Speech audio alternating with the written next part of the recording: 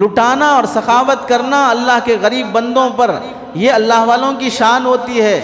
अल्लाह वाले वो नहीं होते हैं जो मज़ारों पर दरगाहों पर बैठकर आने वालों के नजराने लेते हों, उन पर अपना गुजर बसर करते हों, उस सीट के लिए केसेस चलते हों, उसके लिए लड़ाई झगड़े होते हों, वो नहीं होते हैं। वो होते हैं जो अपनी दौलत भी गुरबा और फुकरा के लिए वक्फ कर देते हैं।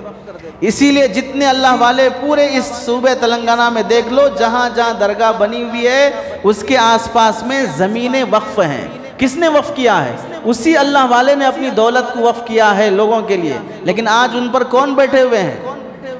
बोलने की ज़रूरत भी नहीं है। कहाँ बैठे हुए दिखेंगे भी नहीं। उससे क्या फ़ायदा हो रहा है उसे मालूम भी नहीं होगा। उस पर कौन कौन कब्जा कर रहा है और वो कैसे झूठ मूठ के कागजात बनाकर बेची जा रही है, उससे कोई फ़र्क नहीं पड़ेगा।